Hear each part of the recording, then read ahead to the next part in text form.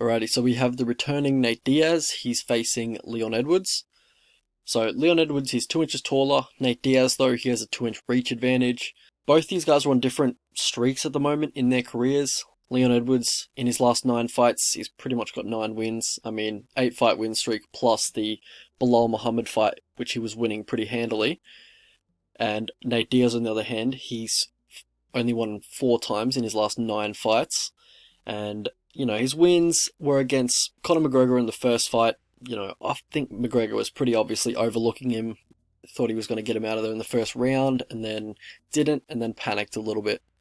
Another one of his wins was Michael Johnson, who's 3-9 in his last 12 fights.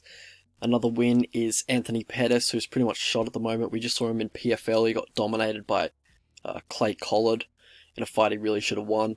And then we have Gray Maynard, who was shot as, when Nate Diaz beat him. So, not the greatest resume, but, it is what it is. Alright, on the feet, Nate Diaz, he's primarily a boxer. He comes out in southpaw. He looks to put the pressure on you, get in your face. He's always throwing combinations. His power isn't anything to write home about, but his volume is absurd.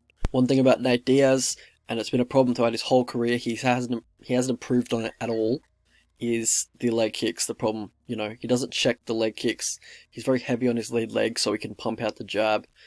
He's got that predictable movement, so you know where he's going to be. He's going to be coming forward and going to be planning heavy on that lead leg. And Leon Edwards is also a southpaw, so that opens up the outside low calf kick for Leon. And I think that could be a real weapon for him in this fight. Also, Leon, he fights long behind a nice snapping jab. Nate Diaz is going to be there to be hit by the jab. He's going to have an easier time getting off the jab because it's southpaw versus southpaw. It isn't going to be as easy to parry Leon's jab as it is when you're in that orthodox versus southpaw stance. And I also think Leon Edwards has a big speed advantage in this one. Alright, so, Nate, as I said, he comes in with a forward pressure, and Leon Edwards does back up straight onto the fence. So what he does when he backs up onto the fence, he'll either just get pushed back to the fence and he'll wait for the opponent to throw so he can slip and escape, or he'll look to meet him halfway, clinch up, when the opponent is close in distance and he is close to the fence. And when he does enter the clinch, he does have a really nice exit clinch elbow, just elbows in the clinch in general. And Nate Diaz has a lot of scar damage, a lot of scar tissue on his face. He cuts very easily, like his skin's pretty much just like paper at the moment, and Leon Edwards' elbows, they're sharp, so I can see that doing some real damage in this one. For Nate Diaz, most of his offense is the 1-2, the 2, he doesn't mix it up a whole lot on the feet. In the grappling department for this one, Leon Edwards, he's got really nice anti-wrestling, he's good at defending takedowns on the fence. You got to chain wrestle him if you want to take him down. I don't think Nate Diaz is going to get him down unless he slips over and just kind of pulls guard or something like that. I don't see it happening. Alright, so how these guys win fights. So for Nate Diaz, he's tough as nails. He's got a granite chin. But that's not going to get any stronger as his career goes longer. Like, in the Masvidal fight, it didn't look as solid as it used to. And, he got hit by a few punches from Masvidal. I get the head kick dropped in, but he was rocked with a few of those punches. And, he's been in a lot of wars. He's getting up there in age, so that chin, it's not going to be there forever. But he also has some, legit skills on the mat. He's a legit Brazilian Jiu-Jitsu black belt, very high level. He's also got great cardio. For Leon Edwards, he has very high fight IQ. He knows how to win decisions. He doesn't take many risks. He knows his style of fight, and he fights it pretty much perfectly. He doesn't chase the finish, get over aggressive. He's just calculated and commits to a game plan. He also has good defensive grappling, good get-ups when you do get him down from guard, but once you do pass his guard, he seems to be able to be controlled a little bit there. So how these guys lose fights. So for Leon Edwards, it's the striking tendencies that we talked about before, backing up to the cage and all that kind of stuff. So for Nate Diaz, he is hittable, he has a lot of scar tissue, easy to accumulate damage on the guy, and he also doesn't check leg kicks, which has been a real problem in his career, and he hasn't fixed it up until this day. Path to victory for these two. So for Leon Edwards, it's the outside low calf kicks. As I said before, southpaw versus southpaw, it's going to be open for you. Look to go for body shots in close, and then once you're in close, look to enter the clinch. Once you're in the clinch, look for some slashing elbows in the clinch. Look to really cut him up in the clinch with your elbows. Also, I don't mind if you mix in the wrestling because, I think you could take Nate down. I think you have pretty good control on the mat as well. And, once you do get that control, you can look for some ground and pound. I think you can do well to mix in that, especially just the control part, which Leon has shown that he is very good at it in the past. He controlled RDA on the mat. I believe he controlled Nate Diaz on the mat. Also, if Nate does decide to change levels and shoot, look for Travis Bound elbows if he's going to shoot a head on the outside double or a head on the outside single. And for Nate Diaz, it's the typical Nate Diaz game plan. It's the constant forward pressure, and just make sure you're throwing twice as many strikes as Leon Edwards is, because Leon Edwards can be a little passive on the feet, if there's any knock to Leon Edwards' game. Alright, so how I see the fight playing out. Alright, so straight up off the bat, won't beat around the bush, Leon is on another level. The reality is that Nate is just not a competitor anymore with ranked UFC fighters. I don't think I would favour Nate over anyone in the top 20 at welterweight right now, honestly. I haven't looked, but I can't think of one. Yeah, I can't think of any. Yeah, off the top of my head, I can't think of any. Alright, so I think the fact that it's 5 rounds is actually terrible for Nate, and I bet he actually negotiated this because he thinks it's a huge advantage for him because, he has that elite cardio or whatever.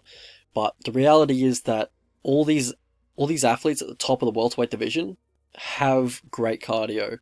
Like, they just don't talk about it. They don't tell everyone they're going on marathons and stuff like that. But most at the top of the welterweight division do have elite cardio. I'm talking Kamaru Usman, Colby Covington, Leon Edwards, Wonderboy Thompson, just people like that. They just don't talk about it. They don't brag about it too much. But yeah, I think, the fact that it's 5 rounds, I think that prolongs the beating that Leon's going to put on him, honestly. And yeah, the cardio thing, I don't think it's that unique anymore. It used to be a big weapon of his, but just the reality is that people are just catching up and they all have great conditioning now, and it's not that unique. So on the feet, Leon has the speed and power advantage. Something Nate Diaz is accustomed to. He usually gives up both of those, advantages. But Leon can mix it up with his clinch game, not to mention his grappling. We saw him control Gunnar Nelson on the mat, we saw him control RDA on the mat, and he's only gotten better since then. He's looked better every single time we've seen him come out.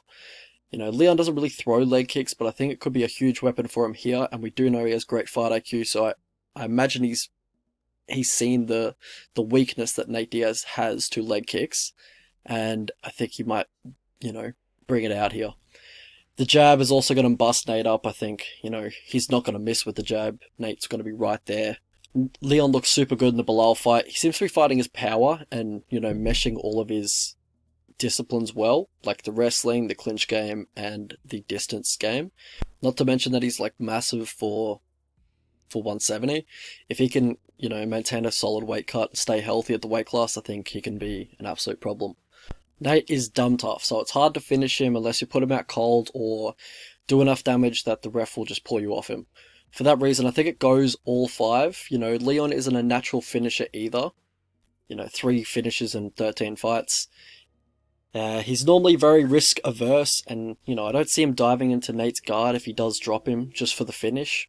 I think there's a good size possibility of a doctor's stoppage though, because of Nate's scar tissue, and the elbows are going to be landing for Leon, the jab's going to be landing, or a mercy standing TKO by the ref.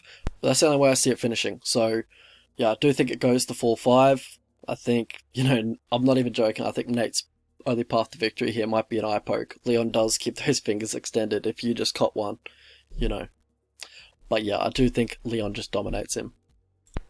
Alright, so the prediction is Leon Edwards. I think he gets it done by decision.